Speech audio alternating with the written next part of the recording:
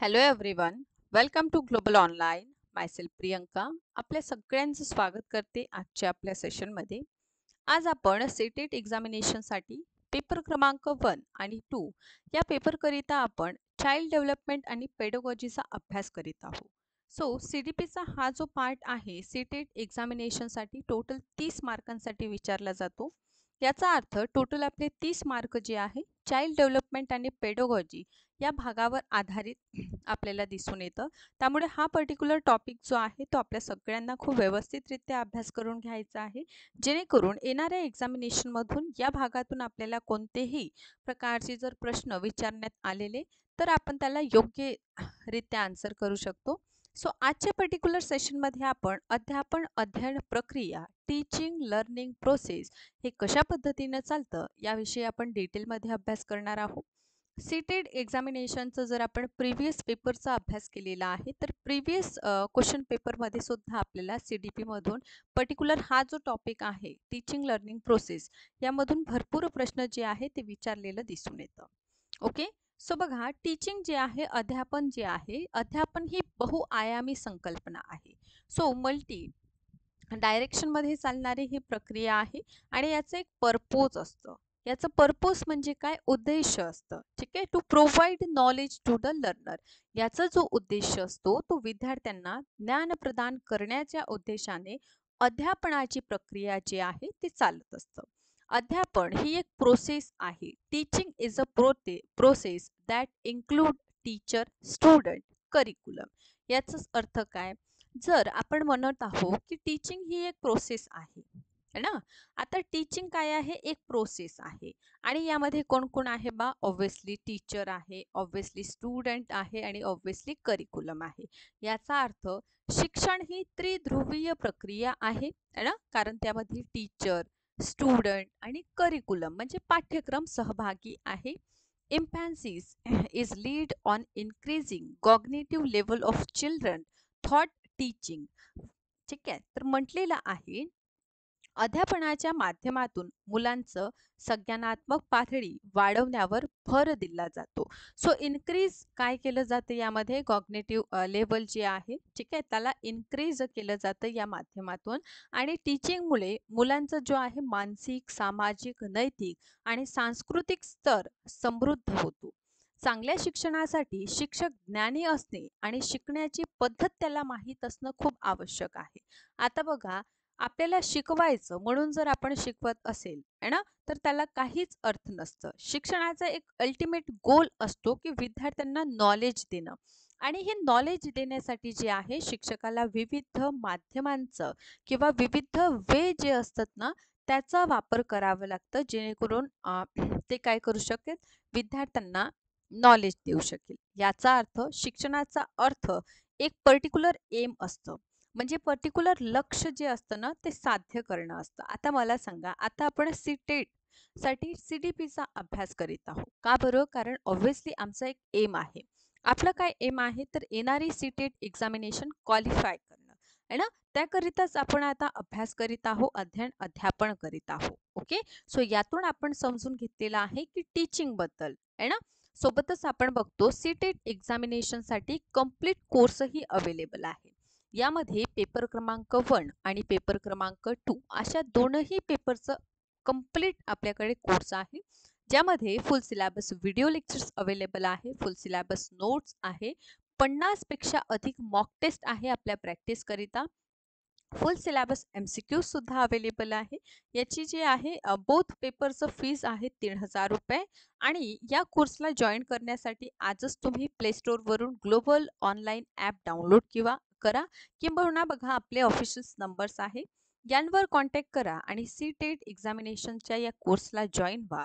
किंबहुना फक्त जर आपण एकच पेपर टार्गेट करीत आहात तर पर पेपर फीज मात्र 2000 रुपये आहे. तर यामध्ये आपलं कंप्लीट सीटेटचं जे आहे प्रिपरेशन होईल. ओके, सो टीचिंगचा अर्थ आणखीन योग्यरित्या आपण समजून घेऊया. सो हफ आणि डंकन यांच्या मते अध्यापन ही 4 चरणांची प्रक्रिया आहे. याचा अर्थ हफ आणि डंकन काय म्हणतात, जे टीचिंग आहे, अकॉर्डिंग टू हफ अँड डंकन teaching is a 4 step process: planning, direction, measuring and evaluating. म्हटलं आहे की 4 ध्रुवीय प्रक्रियामध्ये सर्वप्रथम काय करावं लागतं? नियोजन करावं लागतं. नियोजन करणं म्हणजे काय? प्लॅनिंग करणं. आता जे आपण प्लॅन केलं आहे त्याला योग्य डायरेक्शनने नेणं सुद्धा आवश्यक आहे. कारण जे आपण नियोजन करीत आहोत त्याच्या विपरीत जर गोष्टी होत असेल तर हेही आपल्यासाठी योग्य ठरणार नाही. बरोबर? म्हणून नियोजन हा पहिला स्टेप आहे. दुसरा आहे त्याला डायरेक्ट करणं. ओके. देन आहे मेजरमेंट, है ना. मेजरमेंट म्हणजे काय? मोजमाप. आणि लास्ट मध्ये आपण काय बघतो? मूल्यमापन बघतो. म्हणजे जे कार्य आपण केलेलं आहे त्याचं इव्हॅल्युएट करणं सुद्धा तेवढंच जास्त महत्त्वपूर्ण आपल्याला दिसून येतं. याचा अर्थ हफ आणि डंकन यांच्या अनुसार एक पर्टिक्युलर प्लॅनिंग असावं, प्लॅनिंग अनुसार कार्य असावं आणि जे कार्य केलं आहे त्याचं मोजमाप करायचं आणि मोजमाप केल्यानंतर मूल्यमापन करायचं. ठीक आहे. ओके. तो बर्डन काय म्हणतात? अध्यापन म्हणजे शिकण्याची प्रेरणा, कामगिरी आणि प्रोत्साहन असं कोण म्हणतात? बर्टन म्हणतात, है ना. So according to Burton, teaching is a motivation, performance आणि एनकरेजिंग फॉर लर्निंग असं कोणाचं म्हणणं आहे? तर बर्टनचं म्हणणं आहे. ओके. यांनी टीचिंग बद्दल ह्या डेफिनेशन दिलेली आहे. आणखीन एक महत्त्वपूर्ण डेफिनेशन आपण लिहून घ्यायला हवं. ती आहे जॉन डीबी यांची. कोणाची आहे? John Dewey. So John Dewey जे आहे यांनी शिक्षणाला एक त्रिध्रुवीय प्रक्रिया म्हटलेलं आहे. कोणी म्हटलेलं आहे? जॉन डीवी यांनी. काय म्हटलेलं आहे? शिक्षणाला त्रिध्रुवीय प्रक्रिया म्हटलेलं आहे. तर बघा, जॉन डीवी जे आहे ते काय म्हणतात? ते म्हणतात शिक्षण काय आहे? त्रिध्रुवीय प्रक्रिया आहे. किती? है ना. मध्ये काय काय येणार? ऑब्व्हियसली पहिला जो यामधील कंपोनेंट असेल, घटक असेल, तो टीचर असेल, है ना. याचा अर्थ शिक्षक हा महत्त्वपूर्ण आहे. ऑब्व्हियसली कोणासाठी आपण सगळं करत आहोत? स्टुडंट. सो सेकंड कोण झाला? स्टुडंट. आणि आपण कसं करणार? तर आपल्याकडे पर्टिक्युलर करिक्युलम जर असेल, है ना, एक पर्टिक्युलर जसं सीटेट एक्झामिनेशनसाठी सीडीपीचा जर आपण विचार केलेलं तर सीडीपीसाठी एक योग्य पाठ्यक्रम आपल्याला दिलेला आहे आणि त्यानुसार आपण अभ्यास करीत असतो. याचा अर्थ जॉन डीवी यांनी म्हटलेलं टीचर, स्टुडंट आणि करिक्युलम हे काय आहे? घटक आहे शिक्षणाचे, असं त्यांचं डेफिनेशन म्हणतं. नेक्स्ट आहे अध्यापन अध्ययन प्रक्रियेचे वेगवेगळे आयाम, है ना. सो शिक्षक आपले अध्यापन कार्य प्रभावी, सोपे आणि नियमानुसार करण्यासाठी विविध पद्धतींचा वापर करतो, है ना. आपले नियम विद्यार्थी आणि शिक्षक दोघांसाठीही महत्त्वाचे असतात. अध्यापन प्रक्रिया जे आहे ते काही नियमांनुसार चालते, है ना. तर ज्यामध्ये आपण बघतो शिक्षकाने प्रथम विद्यार्थ्यांना शिकवताना सोप्या गोष्टी सांगायला हवं, ज्या मोजक्या, तक्ता, नंतर जोडणी, वजाबाकी, गुंतागुंत अशा क्रमाने त्यांना न्यायला हवं. याचा अर्थ शिक्षकाने ज्या गोष्टी विद्यार्थ्यांना ज्ञात आहे अशा व्यक्तींकडून जे त्यांना माहीत नाही म्हणजे जे अज्ञात आहे, ते अननोन आहे अशा गोष्टींबाबत ते शिकवायला हवं. याचा अर्थ जेव्हा शिक्षक अध्यापन प्रक्रिया करतो याचा अर्थ सर्वप्रथम पर्टिक्युलर जे पण घटक त्यांना शिकवायचं आहे त्याबद्दल काही विचारायला हवं, है ना. म्हणजे त्यांना पूर्व नॉलेज किती आहे बा, है ना, या पर्टिक्युलर घटकाविषयी ते त्यांना करून घ्यायला हवं. आणि ते केल्यानंतर आपण बघतो की त्यांना जे माहीत नाही अशा घटकांबद्दल त्यांना काय करायचं आहे? आपल्याला माहिती द्यायची आहे. तर याचा अर्थ शिक्षणामध्ये आपण बघतो की एका टीचरने जे आहे, जे ज्ञात आहे, जे त्यांना माहीत आहे अशा घटकांकडून जे त्यांना माहीत नाही त्या घटकांकडे सहज त्यांना न्यायला हवं, है ना. तर शिक्षकाने अध्यापनाच्या वेळी विद्यार्थ्यांना शिकवलेल्या विषयाशी संबंधित प्रथम माहिती द्यावी आणि त्यानंतर त्या घटकाशी काय करावं? नवीन माहिती जोडावी. सो यातून नो टू अननोन पर्यंत काय होतात? विद्यार्थी पोहोचतात आणि शिक्षक त्यांना तिथपर्यंत पोहोचवतात. ओके. नेक्स्ट आपण बघतो संश्लेषण विश्लेषण. सो यामध्ये आपण काय बघतो? शिक्षकाने स्वतः शिकवलेल्या विषयातील वस्तुस्थितींचे विश्लेषण करून सर्वकष माहिती विद्यार्थ्यांना द्यावी. मग त्या विश्लेषण केलेल्या विषयांची सांगाड घालावी म्हणजे आपसामध्ये काय करावं? त्यांचं रिलेशन. आता बघा, विश्लेषण म्हणजे काय? जसं मी तुम्हाला जर सांगितलं चाय कसं बनवायचं, ठीक आहे, तुम्हाला मी सांगून दिलेलं आहे. सांगितल्यानंतर तुम्ही चाय बनवायला गेले आणि सगळेच गोष्टी ॲड केले. आता हे ॲड करणं म्हणजे काय? संश्लेषण झालं. ठीक आहे? जेणेकरून शिकवताना सोयीस्कर होतील. म्हणजे ज्या सगळ्या गोष्टी शिक्षकांनी सांगितलेल्या आहेत ते इन्क्लूड करून देणं म्हणजेच काय होते? संश्लेषणापासून विश्लेषणापर्यंत होते. ठीक आहे? नंतर आहे इंडक्टिव्ह टू डिडक्टिव्ह पद्धत. आता या अंतर्गत शिक्षकांनी विषयाशी संबंधित नियमांसमोर उदाहरणे द्यावीत. आता बघा, इंडक्टिव्ह अँड डिडक्टिव्ह मेथड्समध्ये आपण काय बघतो? विशिष्टाकडून सामान्यकडे. आता पर्टिक्युलर विशिष्ट म्हणजे काय? तर जर समजा मला तुम्हाला न्यूटन विषयी सांगायचं आहे, तर न्यूटन विषयी सांगताना सर्वप्रथम मी तुम्हाला न्यूटनची थेअरी सांगणार आहे ना. तर यावेळी काय करायचं? जर आपल्याला विशिष्ट पद्धतीतून जायचं आहे, तर पहिले एखादी वस्तू वर फेकायची आणि ते खाली जाणार ऑब्व्हियसली, आहे ना. तर हा काय झालं? उदाहरण झालं. आता अगोदर तुम्ही काय दिलं? उदाहरण दिलं. याचा अर्थ तुम्ही काय केलं? विशिष्ट पद्धत वापरली. म्हणजेच तुम्ही त्यांना काय केलं? विशिष्टाकडून नेलं कोणाकडे? सामान्यकडे. आता एखादी वस्तू वर फेकली की ते खाली येणार असं न्यूटनची थेअरी सांगतं. असं तुम्हाला नंतर एक्सप्लेन करावं लागेल. याचा अर्थ एक पर्टिक्युलर मुद्दा म्हणा, एक पर्टिक्युलर गोष्ट म्हणा, समजून सांगण्यासाठी तुम्ही काय केलेलं आहे? एका विशिष्ट पद्धती म्हणजे उदाहरणाकडून सामान्यकडे तुम्ही थेअरीकडे तुम्ही गेलेला आहे. तर याला इंडक्टिव्ह डिडक्टिव्ह मेथड अंतर्गत ठेवलं जातं. ओके, तर इंडक्टिव्ह नुसार डिडक्टिव्ह टू इंडक्टिव्ह यानुसार आपण बघतो की डिडक्टिव्ह टू इंडक्टिव्ह मध्ये आधी विषयासंबंधित माहिती आणि नंतर नियम असतात. आता बघा, फॉर एक्झाम्पल मी सर्वप्रथम काय करणार? न्यूटनचा गुरुत्वाकर्षणाचा सिद्धांत मांडलेला आहे असं मी सुरुवातीला सांगणार.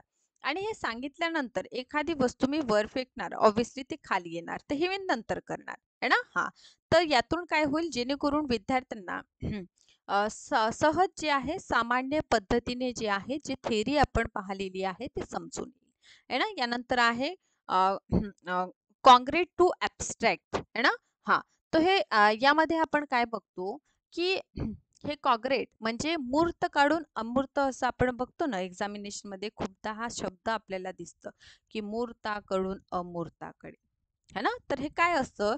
शिकवताना शिक्षकाने झाड, वनस्पती, प्राणी, पाणी इत्यादी भौतिक सामग्रीच्या आधारे मुलांना शिकवायला हवं. यावर या संकल्पनेवर भर देण्यात आला आहे की तत्पुरती अशा साहित्यांची माहिती त्यांना द्यावी जे आपल्याला थेट समजू शकत नाही पण जाणवतं, जसं वारा, है ना, जसं प्रकाश, जसं लहरी, जसं तापमान. बघा काय आहे की एखादी वस्तू जर तुम्हाला विद्यार्थ्यांना समजवायचं आहे, ठीक आहे, जसं हा ऍपल आहे, तर हा ऍपल दाखवा त्यांना. ठीक आहे. आता दाखवल्यानंतर त्याला काय करायचं? परम ज्ञानापर्यंत पोहोचायचं, त्याबद्दल डिटेलमध्ये सांगायचं. ठीक आहे. तर समजा तुम्हाला एखादी पर्यावरणीय टॉपिक शिकवायचा आहे, तर त्यासाठी तुम्हाला त्या ठिकाणी विद्यार्थ्यांना न्यावं लागेल, है ना. यालाच म्हटलं जातं मूर्ताकडून अमूर्ताकडे. काय म्हणतात याला? मूर्ताकडून अमूर्ताकडे असं याला म्हटलं जातं. ठीक आहे. तो पर्टिक्युलर आपण बघतो कॉग्निटिव्ह टू ॲब्स्ट्रॅक्ट याला म्हटलं जातं. ठीक. यानंतर आहे मायक्रो टीचिंग. आता मायक्रो टीचिंग सुरू करण्यापूर्वी मी तुम्हाला ज्या गोष्टी आज महत्त्वपूर्ण सांगितल्या आहे टीचिंग लर्निंग प्रोसेसमध्ये. फर्स्ट ऑफ ऑल आपण टीचिंगचं मीनिंग जाणून घेतलेलं आहे की आपण टीचिंग कशाला म्हणायचं. ठीक आहे. त्यानंतर मी काही डेफिनेशन तुम्हाला सांगितलेलं आहे. ठीक आहे. डेफिनेशन मी तुम्हाला सांगितलं आणि डेफिनेशन सांगितल्यानंतर मी तुम्हाला सांगितलं की यामध्ये सर्वप्रथम जे विद्यार्थ्यांना ज्ञात आहे ना, ते माहीत करून त्यांना जे अज्ञात आहे तोपर्यंत आपल्याला पोहोचवायचं आहे. यासाठी तुम्हाला काय करावं लागेल? विद्यार्थ्यांमध्ये जे पूर्व ज्ञान आहे ते तपासावं लागेल, है ना. म्हणजे जे माहीत आहे त्या वस्तूंकडून जे माहीत नाही त्यापर्यंत आपल्याला पोहोचावं लागेल. सेकंड मी तुम्हाला सांगितलं सरळापासून कठीणपर्यंत. ठीक आहे. जसं अध्यापन आपण जेव्हा करीत असतो, आहे ना, त्यांचं विशिष्ट एक रचनात्मक प्रस्तुती असते, आहे ना. हा, नंतर आपण काय करतो? अगदी आपण जसं आपल्याला जर भारताचा इतिहास सांगायचा आहे, ठीक आहे, तर आपण विद्यार्थ्यांना म्हणूया की विद्यार्थी आपण कुठे राहतो, आहे ना. हा, कोणत्या देशात आपण राहतो ते भारत म्हणणार, आहे ना. म्हणजे सामान्य प्रश्नांकडून आपल्याला काय करायचं आहे? कठीण कठीण जे स्टेज आहे तो तिथपर्यंत आपल्याला विद्यार्थ्यांना न्यायचा आहे. यानंतर मी तुम्हाला सांगितलं की विशिष्ट पासून सामान्यपर्यंत. आता विशिष्ट पासून सामान्यपर्यंत जर आपल्याला जायचं आहे तर त्यासाठी सर्वप्रथम उदाहरण आपण देणार आणि नंतर पर्टिक्युलर थेरी जी आहे ते सांगणार. ठीक आहे. यानंतर मी तुम्हाला सांगितलं मूर्त पासून अमूर्त पर्यंत. आता मूर्त पासून अमूर्त पर्यंत म्हणजे काय? तर यामध्ये जे एखादी वस्तू आहे ज्याबद्दल आपल्याला त्यांना माहिती द्यायची आहे ते वस्तू त्यांना दाखवायचं. ठीक आहे. आणि दाखवल्यानंतर आपण त्याला काय करायचं, एक्सप्लेन करायचं. याला म्हटलं जातं मूर्ताकडून अमूर्ताकडे. यानंतरचं स्टेप आहे पूर्ण करून अंशपर्यंत. पूर्ण करून अंशपर्यंत. ठीक आहे. तर पूर्ण पासून अंशकडे म्हणजे काय, अध्यापनामध्ये सगळ्यात हा सर्व जे आपलं पार्ट आहे है ना, त्याविषयी पहिले आपण माहिती देऊन द्यायची. नंतर त्याला छोट्या छोट्या 2 भागांमध्ये डिवाइड करायचं. ठीक आहे. म्हणजे संपूर्ण माहिती द्यायचं आणि त्याला डिवाइड करायचं. याला पूर्ण पासून अंशापर्यंत असं म्हणतात. नेक्स्ट वन आहे अनिश्चित पासून निश्चिततापर्यंत. काय आहे? अनिश्चित पासून अनिश्चितपर्यंत. ठीक आहे. तर अनिश्चित पासून निश्चितपर्यंत काय होतं रे बा? तर बघा, मुलं जे आहे ना काही नवीन कन्सेप्ट घेऊन मनात घेऊन जे आहे ना कन्फ्यूज असतात. स्वतःमध्येच ते काय असतात, कन्फ्युजन त्यांच्यात क्रिएट होत असतं है ना. तर मुलांमध्ये जे कन्फ्युजन आहे त्या संबंधित त्यांना ज्ञान देणे म्हणजे अनिश्चित पासून त्यांना कन्फर्म करून देणं की नाही रे बा हाच उत्तर आहे बा म्हणून. ठीक आहे. चला, तर यानंतर आपण बालकेंद्रित शिक्षणामध्ये आपण बघतो की मायक्रो टीचिंग हे एक अत्यंत महत्त्वपूर्ण पार्ट आहे.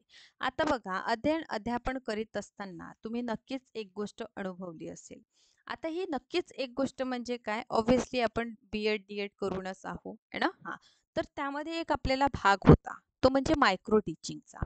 आता या मायक्रो टीचिंगला का बरं आणलेलं असेल, तर बघा, जेव्हा आपण एक शिक्षक म्हणून कार्य करणार है ना, त्यावेळी सरळ आपल्याला काय केलं जातं, वर्गात नाही पाठवलं जातं. त्यासाठी आपल्याला पूर्व ट्रेनिंग दिली जातं है ना. आणि हे पूर्ण ट्रेनिंग जे आहे ना छोट्या छोट्या मुलांच्या समूहांमध्ये आपल्याला शिकवायला लावलं जातं है ना. आणि हा जो छोट्या छोट्या मुलांचा समूह असतं ही आपलं प्री ट्रेनिंग असते, की आपण जेव्हा वास्तविक जीवनात शिक्षक म्हणून रिअल लाईफ मध्ये जाणार है ना, त्यापूर्वीच हे एक प्रकारचं स्टेज असतं ज्याला अभ्यासक्रमात मायक्रो टीचिंग असं नाव दिलेलं आहे. तर अमेरिकेतील स्टॅनफोर्ड विद्यापीठातील डब्ल्यू ॲलन आणि त्यांच्या सहकारी यांनी मायक्रो टीचिंग प्रथम अवलंब केला. तर येथून तुम्ही नाव काय लक्षात घ्या, एलन यांचं. ठीक आहे. कारण मायक्रो टीचिंग कोणी दिलेली आहे, एलन यांनी दिलेली आहे. म्हणून हा नाव आपल्याला लक्षात घ्यायचा आहे. आणि भारतात 1974 मध्ये सूक्ष्म शिक्षणाचा प्रसार पहिला प्रयत्न करण्यात आलं. मायक्रो टीचिंग हे एक तंत्र आहे ज्यामध्ये शिक्षकाला अध्यापन कौशल्य विकसित करण्याचं प्रशिक्षण दिलं जातं. ही पूर्व काय असतं, ट्रेनिंग असतं आपली, की वास्तविक जीवनात जेव्हा आपण शिक्षक म्हणून कार्य करणार त्यापूर्वी आपल्याला कशा प्रकारचं स्वतःला तयार ठेवायचं आहे. या तंत्रात शिक्षकाला प्रत्यक्ष जीवनातील स्थितीत ठेवलं जातं. म्हणजे बघा, एक प्रकारचं ते काय असतं, वर्गच असतं ज्यामध्ये मुलांना 2 पार्टमध्ये डिवाइड केलं जातं. समजा जर एका वर्गामध्ये 60 विद्यार्थी असेल तर 30 एका वर्गात बसतात, 30 दुसऱ्या वर्गात. आणि आपण जेव्हा बी-एड करीत असतो तेव्हा आपण प्रत्यक्ष या सगळ्याच गोष्टींचा अनुभव घेतलेला आहे है ना. हा, तर या तंत्रात शिक्षकाला प्रत्यक्ष जीवनात स्थितीत ठेवले जातं ज्यामध्ये त्यांचं कौशल्य शिकवण्याचं जे त्यांचं टॅलेंट आहे ते बाहेर येतं आणि विषयांचं सखोल आकलन सुद्धा ते काय करू शकतात है ना. सो मायक्रो टीचिंग म्हणजे वर्गाच्या आकारात आणि वेळेत होणारी एक स्केल डाऊन टीचिंग एन्काउंटर असं कोणी म्हटलं आहे, डब्ल्यू ॲलन यांनी म्हटलेलं आहे. सो मायक्रो टीचिंग ही एक प्रक्रिया आहे ज्यामध्ये शिक्षक प्रशिक्षण केले जाते. So micro teaching is a process whenever teacher training is done and faculty development techniques are developed where the teacher review recording of the teaching session है ना. तर बघा, काय म्हटलेलं आहे की मायक्रो टीचिंग काय आहे, एक प्रोसेस आहे. यामध्ये काय होत असतं, शिक्षक प्रशिक्षण केले जातं. म्हणजे शिक्षकाला काय केलं जातं बा, ट्रेन केलं जातं की भावी जीवनामध्ये तुम्ही कशा पद्धतीने काय करणार आहात, काम करणार आहात. ठीक आहे. त्यासाठी काय केलं जातं, त्यांना ट्रेन केलं जातं. आणि शिक्षक विकास तंत्र विकसित केले जाते, जेथे शिक्षक अध्यापन सत्राच्या रेकॉर्डिंगचे पुनर्अवलोकन करतो, सहकार्याकडून विद्यार्थ्यांकडून योग्य प्रकारे अनुभव घेतो, अध्यापन तंत्रात आणखी कोणत्या सुधारणा करावं याविषयी तो जाणून घेतो. याबद्दल पुरेसा अभिप्राय मिळवण्यासाठी शिक्षकाने शिक्षणाचे स्वरूपही त्याला लागू होतं. मायक्रो टीचिंगचा शाब्दिक अर्थ लघु भाषेत शिकवणे आहे ना. हा शॉर्ट टाइम पिरियड मध्ये त्यांना शिकवावं लागतं, ज्यामध्ये शिक्षकाला कमी विद्यार्थी आणि कमी असाइनमेंट हाताळण्यासाठी सांगितलं जातं. आता बघा, एक आपण जेव्हा वास्तविक वर्गात जातो तिथे 120 विद्यार्थी असतात, पण जेव्हा मायक्रो टीचिंगचं आपलं पिरियड असतं ना, तेव्हा विद्यार्थ्यांची संख्या कमी असते. सूक्ष्म शिक्षणात शिक्षणाच्या विविध पद्धती एक शिक्षक वापरत असतो, जो त्यांच्या मूल्यमापन प्रणालीसाठी उपयुक्त ठरतो. ओके, चला. तर याची उद्दिष्ट आहे की मायक्रो टीचिंग ही शिक्षणाची काही प्रमाणात विद्यार्थ्यांची अध्यापन कौशल्य वाढवण्यासाठी वापरली जाणारी अतिशय विधायक पद्धत आहे. मायक्रो टीचिंगचा एजेंडा यामध्ये आपण बघतो, विशिष्ट अध्यापन वर्तमानावर लक्ष केंद्रित करते आणि नियमित परिस्थितीत अध्यापनाचा सराव करण्याची संधी प्रोव्हाइड करते. ओके, सोबतच सूक्ष्म अर्थशास्त्र अध्यापनाच्या माध्यमातून शिक्षण तसेच विद्यार्थ्यांचे वर्तन बदल कौशल्य कॉन्फिडन्स, ज्याला आपण म्हणतो कॉन्फिडन्स सुद्धा वाढतं बरं. ठीक आहे, तर शिक्षकाला आत्मविश्वासाने रिअल टाइम क्लासेस घेण्यास तयार केलं जातं. यामुळे शिक्षकाला ज्ञान मिळतं, स्किल डेव्हलप होतं आहे ना. कशा प्रकारे आपण आपल्या भाषेवर आहे ना, वक्तृत्वावर आपण कमांड ठेवू शकतो, आपली कॅपॅसिटी या माध्यमातून आपल्याला माहीत होते. शिक्षकांना त्यांच्या कामगिरीबद्दल त्वरित फीडबॅक सुद्धा मिळतो, कारण जेव्हा मायक्रो टीचिंगसाठी आपण दुसऱ्या शाळेमध्ये जाऊन विद्यार्थ्यांना शिकवतो ना, त्यावेळी जे असतं ना, काही शिक्षक आपल्यावर निगराणी सुद्धा ठेवतात, बाहेरून बघतात की यांचं स्किल कसं आहे, ठीक आहे, यांचं वक्तृत्व कसं आहे, यांचे टीचिंग मेथड्स कशा प्रकारचं आहे. ठीक आहे, तर अशा प्रकारचं आपलं होत असतं. प्रत्यक्ष प्रक्रियेला शिक्षणाचा मोठा भर विद्यार्थ्यांना एक छोटा धडा आहे ना तयार करण्यास सांगितले जाते. ठीक आहे, की अगोदर तुम्ही काय करा, जे पण आपले विषय आहे त्यावर व्यवस्थित अभ्यास करून जा, आणि जे खऱ्या आयुष्यात त्यांचे विद्यार्थी नव्हते ते सत्र एकाच वेळी रेकॉर्ड केले जाते आणि नंतर शिक्षक आणि विद्यार्थी पाहतात. दिलेल्या सत्रामध्ये मतातील रचनात्मक अभिप्राय फीडबॅक नोंदवला जातो. आणि मायक्रो टीचिंग मध्ये बघा, teacher got feedback from student as well colleagues जे असतात, हू जज the teaching process from the micro teaching. आता बघा, मायक्रो टीचिंग जे आहे ना, याचं सर्कल किती वेळ असतं असा प्रश्न असतो बरं. तर 36 मिनिट असतं. किती असतं? 36 मिनिट असतं. यामधून बघा, टीचिंग टेक अबाउट 6 मिनिटाचं टीचिंग असतं, फीडबॅक 6 मिनिटाचं असतं, रिप्लॅन करायला सांगितलं जातं 12 मिनिटं, ठीक आहे, रीटीच करायला सांगितलं जातं 12 मिनिटं, आणि री फीडबॅक त्यांना मिळतं 6 मिनिटं. तर अशा प्रकारे मायक्रो टीचिंगची जी प्रक्रिया आहे ते टोटल किती वेळ चालतं? 36 मिनिट चालतं. आणि या भागातून आपल्याला आपले जे एक्झामिनेशन आहे, टीचिंग एक्झामिनेशन, यामध्ये नक्कीच प्रश्न येतं. ठीक आहे, कारण एक प्रकारचं हे रिअल आपण फेस केलेलं असतं जेव्हा आपण डीएड बीएडला असतो आहे ना. सो अशा प्रकारे आजच्या पर्टिक्युलर सेशनमध्ये आणखीन एक महत्त्वपूर्ण टॉपिक आपण अध्यापन केलेला आहे. सो अशाच प्रकारे सेशनला बघत राहा. सेशनला लाईक करायचं आहे, शेअर करायचं आहे, आणि चॅनलला सबस्क्राईब नसेल केलं तर नक्कीच करा.